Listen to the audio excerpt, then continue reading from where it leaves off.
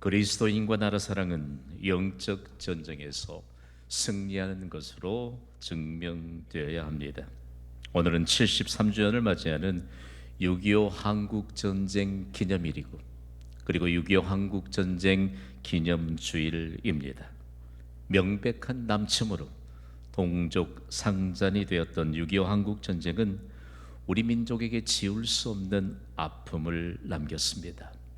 수많은 전쟁 고아들이 생겼습니다. 수많은 전쟁 고아들이 생겼던 6.25 한국전쟁 직후에 세계적인 아동 보호 기구들이 생겨났습니다. 그리고 뿔뿔이 흩어진 이산 가족들이 너무 많은 것을 우리는 아픔으로 지금까지 지켜보고 있습니다. 더 비참한 것은요, 전쟁의 폐허 속에서 백성들의 굶주림이 얼마나 심했던지 겪어보지 않았던 전후 세대들은 짐작만 할 뿐입니다.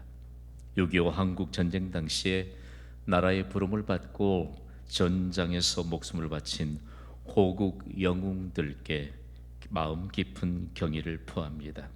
무엇보다 6.25 한국전쟁은 한반도에서 영적 전쟁에서 승리한 결과인 것을 기억해야 합니다. 6.25 한국전쟁은 사실상 전 세계의 그리스도인들로부터 강력한 영적 무기인 기도의 후원을 받았다는 것을 잊어서는 안 될 것입니다. 한반도에서 전쟁이 일어났는데 한반도의 자유회복과 평화를 위해 전 세계적으로 기도했던 수많은 그리스도인들이 있었음을 잊어서는 안 됩니다. 그 결과 우리의 조국 대한민국은 전쟁을 일으킨 공산주의를 막아낼 수 있었습니다. 그리고 자유민주주의를 지킬 수 있도록 영적 전쟁에서 승리할 수 있었습니다. 전 세계를 향해 영적 전쟁에서 승리한 6.25 한국전쟁은 그야말로 마음 깊이 새겨야 될 교훈을 남겼습니다. 우리 함께 선포해 보겠습니다. 6.25 한국전쟁을 잊지 말라. 6.25 한국전쟁은 영적 전쟁에서 승리한 결과입니다. 한국교회는 나라와 민족을 구한 구국교회로 견고하게 세워졌습니다. 경신교회도 나라와 민족을 구하는 구국교회로 지금까지 견고하게 세워지고 있습니다. 이 나라의 자유민주주의 수요를 위해 이름도 알지 못하는 수많은 전세계 그리스도인들이 나라와 민족을 위해 이 땅에 그리스도의 평화가 임하기를 쉬지 않고 기도했는데, 현대의 그리스도인들은 기도에 무릎을 꿇는 기회가 점점 더 적어지고 있다는 현실 앞에 우리는 오늘 어떻게 말씀을 받아야 할까요? 전쟁은 어느 대륙 어느 나라에서든지 비참한 결과를 낳게 됐습니다. 요즘 들어서 주목하고 있는 한 사회학자가 있습니다. 다름이 아닌 미국의 사회학자인 피티림 소로킨입니다. 이 사람은요, 지금 전쟁을 일으켜서 우크라이나와 함께 전쟁 중에 있는 러시아 출신입니다. 이 사람은 러시아 혁명으로 인해서 사형 언도를 받은 사람입니다. 그러나 얼마나 많은 사람들이 이 사람의 구무형 운동을 펼쳤든지 결국은 국외로 추방을 명령하는 이 명령을 받고 난 이후에 1930년에 미국 시민으로 귀화한 사람입니다. 사회학자가 된 소로킨이 11개국의 역사를 연구한 결과가 새삼 세상의 주목을 받고 있습니다. 그는 다음과 같은 통계로 이를 증명해냈습니다. 스페인을 비롯해서 독일에 이르기까지 11개국에 관한 나라의 전쟁에 관한 역사를 연구해 본 결과 이 나라의 역사가 평균 50% 이상을 전쟁으로 보냈다. 여러분 생각해 봐요. 우리 3년 동안의 그 전쟁의 그 아픔 이루 말할 수 없습니다. 지난 새벽기도 기간에 전후 세대인 우리에게도 그런 굶주림의 시대, 가난한 시대가 있었잖아요. 제가 보리개떡 먹다가 밀개떡을 만들어 주신 어머님의 그 사랑과 교훈을 잠시 새벽에 전했는데 한 분이 저에게 그래요. 목사님, 저는요 밀가루 개떡은 생각지도 못했고 보리개떡도 못 먹고 살았어요. 그러면서 얼마만큼 하나님 앞에 감사해야 될까? 여러분, 영적 전투에서 승리한 이 현실 앞에서 우리는 과연 우리의 인생을 어떻게 해석하고 있을까요? 소로킨이 러시아 출신이지만 미국의 사회학자가 돼서 얼마만큼 이 시대의 아픔들을 다시 재해석해내면서 우리를 도전하는지 모릅니다. 중요한 것은요, 오늘 본문은 그냥 우리가 읽고 은혜 받았다라고 넘길 본문이 아닙니다. 시편 24편은 한반도에 전쟁이 일어났을 때 전 세계 수많은 그리스도인들이 이 말씀을 붙잡고 기도하며 이 땅에 그리스도의 평화, 그리스도의 승리를 가져올 수 있는 근거가 된 말씀이고요. 특별히 오늘 이 시대를 살아가는 우리에게 있어서 영적 전쟁인 우리 인생에 어떻게 하면 승리할 수 있는가가 된 근거가 되는 말씀인 것을 기억해야 합니다. 오늘 시편 24편은 이스라엘 왕 다윗이 민족적으로 함께 경험하고 난 이후에 불렀던 찬양입니다. 다윗이라고 하는 사람이 전쟁에서 패배한 적이 없습니다. 가나안 정복 전쟁을 하면서 그는 만군의 여호와의 이름으로 나갔던 전쟁에서 한 번도 패한 적이 없습니다. 그러나 그 전쟁이 영적 전쟁임을 알았기 때문에 하나님은 다윗에게 영적 전쟁의 승리가 무엇인가를 명확하게 보여준 것입니다. 그가 거룩한 하나님의 도시, 평화의 도시 예루살렘을 향해 다시 군사들과 함께 올라가면서 승리의 감격을 담아서 누구의 이름을 선포했느냐? 하나님의 이름입니다. 그러면서 그가 첫 번째, 오늘 이 시대를 살아가는 우리에게 있어서 영적 전쟁에서 승리할 수 있는 비결이 무엇인가? 하나님의 주권을 인정하는 것임을 가르쳐주고 있습니다. 다 함께 선포하겠습니다. 하나님의 주권을 인정하라. 오늘 본문 1절은 우리의 가슴에 새겨지는 너무 귀중한 말씀이에요. 성경은 읽는 것만으로도 능력이 나타나는 생명의 말씀입니다. 소리 높여 1절을 읽습니다. 시작. 땅과 거기에 충만한 것과 세계와 그 가운데 사는 자들은 다 여호와의 것이로다. 아멘. 다윗의 믿음을 오늘 우리가 전수받아야 돼요. 다른 것이 아니고 땅과, 여러분 이 땅은 하나님이 지으셨음을 믿습니까? 이 땅의 주인이 하나님이심을 믿습니까? 우리가 이 땅에 살고 있잖아요. 이 땅에 서 있잖아요. 그러므로 하나님은 이 땅에 사는 동안 믿음으로 다윗처럼 하나님의 주권을 인정할 때 복받는 인생으로 살아가게 할 줄 믿습니다. 오늘날 현대 그리스도인들이 믿음의 저력들을 많은 부분을 상실했다고 합니다.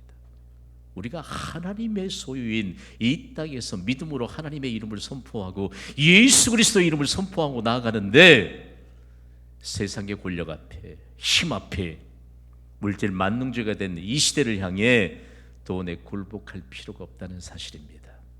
그 어떤 어려움 앞에서도 두려워할 이유가 없다는 것을 다윗으로 하여금 배웁니다. 땅 위에 있는 모든 것, 땅이 하나님의 것인데 땅에서 일어나는 모든 것 무엇이 문제가 되겠어요? 그리스도인에게는 하나님의 이름을 부르며 기도하는 기도 제목만 있을 뿐입니다. 다윗이 하나님의 주권을 인정하는데 얼마나 이 노래를 군사들과 함께, 그리고 승리한 다윗과 군사들을 함께 맞이하는 예루살렘 시민들이 함께 불렀을 때 얼마나 장엄했겠어요. 마음이 완고한 분들도요, 예배가 시작되는 찬양이 울려 퍼지면 마음이 녹아집니다. 혹여 산부 예배 이미 찬양으로 우리가 승리를 선포했는데 아직도 완고한 마음이 무너지지 않는다면 점검해 보아야 합니다. 주 예수 그리스도를 섬기는 자들은 하나님과 사람들에게 칭찬을 받습니다. 무너지기를 주님의 이름으로 선포합니다. 예배 이후엔 달라져야 돼요. 예배 이후엔 승리의 깃발을 들고 우리의 삶의 현장으로 나가야 돼요. 하나님의 주권을 인정하는 자에겐 이런 승리를 더해 주시는 은혜가 임하게 될 줄 믿습니다. 다윗이 어쩌다 전쟁 한번 승리해서 그랬을까요? 다윗은 어린 시절부터 하나님의 주권을 인정했습니다. 다윗의 소년 시절을 성경이 우리에게 소개하고 있는데, 하나님이 배경이 되는 이스라엘 백성들이 하나님 없이 사는 이방 나라 블레셋의 구척 장신인 골리앗이 등장해요. 그러니까 그 구척 장신이 여러분 무장하고 이스라엘 군대 앞에서 왔다 갔다만 하는데 맥이 완전히 풀려버렸습니다. 감당할 엄두가 나지 않아요. 모두가 그 한 사람 구책장신 골리앗 앞에서 숨도 제대로 못 쉬면서 벌벌 떨고 있습니다. 이때 형들이 전쟁터에 나가 있는데 아버지의 심부름을 따라서 소년 다윗이 그 전쟁터에 갔습니다. 그런데 하나님의 이름을 모욕합니다. 하나님 없이 키만 멀대같이 큰 그 녀석이 말이에요. 그때 하나님의 주권을 인정하는 훈련이 됐던 다윗이 그를 향해 감히 이렇게 선포했습니다. 사무엘상 17장 47절을 우리 소리 높여 읽습니다. 시작. 또 여호와의 구원하심이 칼과 창에 있지 아니함을 이 무리에게 알게 하리라. 전쟁은 여호와께 속한 것인즉 그가 너희를 우리 손에 넘기시리라. 아멘. 소년 다윗이 그래서 블레셋 장수 골리앗이 다윗을 향해 네가 나를 마치 짐승인 줄 착각하고 막대기를 들고 나를 대항하러 나왔느냐 조소를 보내잖아요. 그런데 그 구척상신 골리앗이 다윗 소년 다윗이 던진 물맷돌 하나 작은 돌멩이 하나에 이마에 박혀서 그 자리에 쓰러지고 말았습니다. 그리고 그는 생명을 다했습니다. 잘 생각해 보세요. 의학 전문가들이 밝히는데 사람의 이마 의외로 단단하대요. 작은 돌멩이 하나로 던져서 깨져서 피를 흘리게 할 수 있지만 이마에 박히게 할 만한 힘은 사람에게 없습니다. 그러나 하나님은 소년 다윗이 전쟁은 하나님께 속았다는 하는 이 인정된 믿음을 가지고 나갈 때 하나님은 능히 하실 줄 믿습니다. 이게 우리의 믿음의 저력이 돼야 돼요. 저력이. 우리가 교회를 통해서 만군의 여호와 하나님의 이름 앞에 예배를 드리고 있는데 이미 승리자가 됐는데 우리가 이 승리의 깃발을 들고 우리의 삶의 흔적으로 파송받아야 되지 않겠습니까? 말씀을 오늘 이만큼만 선포하고 싶습니다. 이미 우리에게 하나님이 승리를 주셨어요. 전쟁은 여호와께 속한 것인즉 우리의 인생은 영적 전쟁입니다. 영적 전쟁이에요.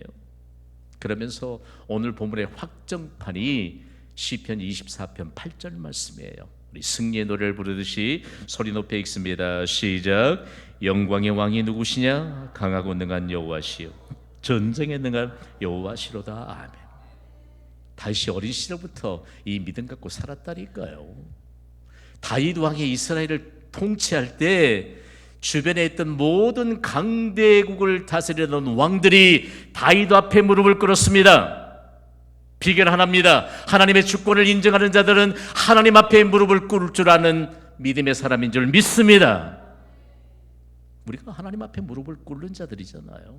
인간의 교만은 하나님 앞에서 무릎 꿇지 못하는 것으로부터 비롯됩니다.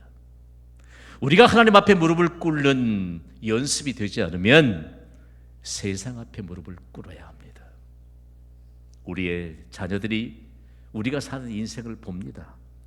우리가 아무리 좋은 말, 아무리 훈계를 해도 그 말 따라 우리의 자녀들이 살지 않습니다. 우리가 사는 대로 우리의 자녀들이 삽니다. 믿음으로 살면 우리의 자손들이 복을 받습니다. 그러면서 강대국 왕들이 다윗 앞에 무릎을 꿇는 모습들을 이스라엘 백성들이 보았습니다. 오늘 우리는요, 부질없는 말로 우리의 인생을 소모해야 될 이유가 없는 인생으로 복받은 인생을 사는 줄 믿으시면 아멘 하시기 바랍니다. 전쟁이 하나님께 속해 있다. 그러면서 아주 중요한 신조 하나를 만들어냈는데 영광의 왕입니다. 제가 영광의 왕 하면 여러분은 만왕의 왕이라고 말씀해 주세요. 영광의 왕, 만왕의 왕. 유일하신 왕, 영광의 왕, 유일하신 왕, 만왕의 왕입니다. 이분은 내 안에 계시는 예수 그리스도이십니다. 우리에게 하나님이 믿음을 따라 선물로 주신 하나님의 나라의 통치자는 예수 그리스도이십니다. 예수 그리스도의 통치를 받는 모든 영역은 하나님의 나라입니다. 영어권에서는요, King of Kings 하면 상식이에요. King of Kings 하면 Jesus, Jesus.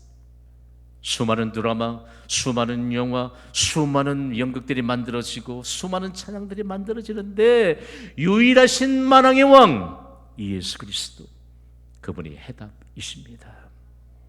한국 전쟁이 이 땅에 발발했지만 전 세계적으로 주 예수 그리스도의 이름을 부르면서 기도했던 수많은 그리스도인들, 저는 비로소 국외에서 만난 그리스도인들을 통해서 한국에서 왔다는 그 소리를 들으면 그들이 그들의 선조 때로부터 한 번도 가보지 못한 이 대한민국을 위해 기도했다는 그런 내용들을 듣습니다. 여러분, 우리 공산주의자들의 손에 넘겨가지 않는 것 하나님 앞에 감사해야 합니다. 나라와 민족을 위해 정말 믿음으로 하나님의 주권을 인정하고 기도해야 합니다. 그러면서 다윗은요, 얼마만큼 중요한 영적 전쟁의 승리의 비결을 우리에게 가르치는지 몰라요.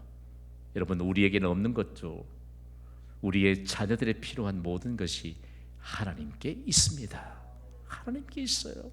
그런즉 너희는 먼저 그의 나라와 그의 의를 구하라. 그리하면 이 모든 것을 너희에게 더하시리라. 아멘. 자녀에게 뭐 베풀을 것이 없다고 눈물을 흘릴 필요가 없어요.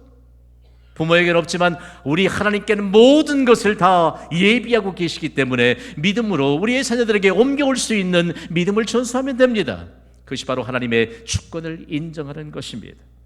다음으로 영적 정리에서 승리할 수 있는 두 번째 비결은 거룩하신 하나님 앞에 서는 것입니다. 오늘 보면 시편 24편 4절 말씀을 우리 소리 높여 읽습니다. 시작. 곧 손이 깨끗하며 마음이 청결하며 뜻을 허탄한 데에 두지 아니하며 거짓 맹세하지 아니하는 자로다. 아멘. 성경이 다윗을 소개하잖아요. 이전에 개역 한글 버전은 하나님 마음에 합한 자라고 번역하고 있고, 개역 개정 번역판에는 하나님의 마음에 맞는 자라고 하고, 제가 더 사실적으로 해석을 하면 하나님 마음에 꼭 맞는 사람이 바로 다윗입니다. 오늘 3부 예배자들이 다윗처럼 하나님 마음에 꼭 맞는 자로 믿음의 자존감이 높아지시기를 주님의 이름으로 축복합니다. 그러면서 그가 손이 깨끗하고 마음이 청결하고 뜻을 허탄는 데 두지 아니하며 거짓 맹세하지 아니하는 자로다. 이 사람이 거룩한 하나님 앞에 설 자인데, 제가 강조하고 싶은 것은 마음이 청결한 자가 거룩하신 하나님 앞에 설 수 있습니다. 예수님은요, 정말 배고프고 두 버릇도 없고 한 끼 먹으면 한 끼 먹을 거 걱정해야 되는 수많은 군중들이 모인 곳에서 마태복음 5장 8절에 이런 말씀하셨다니까요. 우리 함께 읽습니다. 시작. 마태복음 5장 8절 시작. 마음이 청결한 자는 복이 있나니 그들이 하나님을 볼 것이며. 아멘. 배고픈 사람이 줄 앉아 있어요. 여러분, 마태, 마가, 누가, 요한복음, 사복음서 읽을 때 요즘처럼 등 따시고 여보를 만 그런 시대의 사람들이 그 말씀 듣고 있지 않아요. 배고픈 사람들, 두 버릇이 없어서 두 버릇 가지면 자랑해야 될 만한 그런 시대를 살아가고 있는 사람들 앞에서 마음이 청결한 자는 복이 있나니 그들이 하나님을 볼 것이며. 아멘. 우리가 오늘 이 예배를 통해서도요, 마음이 청결해지는 것이 복입니다. 원수지간이었던 그런 관계 속에서도 야곱이 야복나를 위해서 지난밤에 기도했는데 400명의 훈련된 군사를 데리고 자신이 그동안 형을 속였던 것에 분을 품고 다가오는 에서를 만났을 때 야곱이 했던 고백이에요. 지난밤에 기도하면서 만난 하나님, 그 고백을 야곱 에서를 향해 형님을 본즉 하나님을 본 것 같습니다. 오늘 이 예배를 통해서 우리가 무슨 한편의 연극 보는 게 아니고, 우리가 오늘 이곳에서 마음이 청결한 자는 복이 있나니 하나님을 보고 인격적으로 만나는 시간이 된다면 우리의 삶에 펼쳐 있는 모든 문제에 이미 해답을 주신 하나님의 영광을 선포하게 될 줄 믿습니다. 다윗을 연구하면 너무 흥미로운 부분이 많아요. 다윗이 이스라엘 왕이었을 때 국가적인 위기가 다가오면 국가적인 위기는 큰 일인가요? 작은 일인가요? 큰 일이라고 대답할 줄 알았다니까요. 큰 일이니까 하나님께 온전히 믿음으로 맡겼지요. 그런데 가정사의 일, 우리 가족들의 일은 큰 일입니까? 작은 일입니까? 아유, 세상에 유도신문에 넘어가면 안 돼요. 경식교회 성도님들, 내 개인적인 일마저도 하나님께 맡겨야 될 심각한 문제입니다. 현대 그리스도인들이 작다고 생각하고 하나님 앞에 맡기지 않으니까 믿음의 저력이 상당 부분 상실되고 있는 현 시대를 살고 있습니다. 간단해요. 국가적인 일도 정말 심각한 위기 상황 속에서도, 그러나 사소한 일까지도 하나님 앞에 영적 전쟁임을 선포하면서 하나님 앞에 나갔을 때 그는 모두 해결을 받게 됐습니다. 그 영적 전쟁에 승리하면서 장엄한 결과들을 시편에 기록하고 있는데, 시편 40편 5절은요 너무 우리의 가슴을 뛰게 해요. 우리 함께 읽습니다. 시작. 여호와 나의 하나님이여, 주께서 행하신 기적이 많고 우리를 향하신 주의 생각도 많아 누구도 주와 견질 수가 없나이다.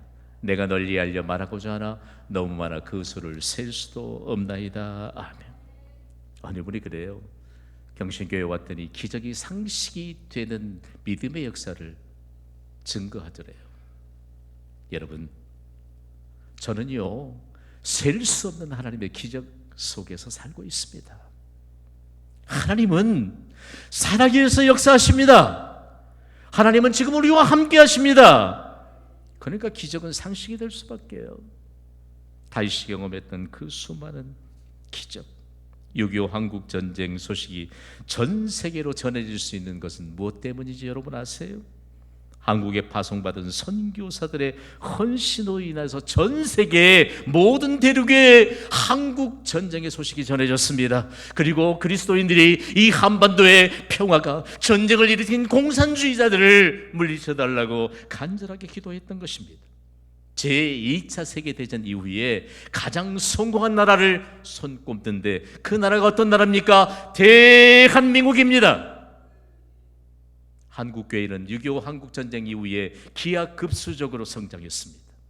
신앙 부흥 때문입니다. 영적인 전쟁임을 선포하며 함께 승리했기 때문입니다.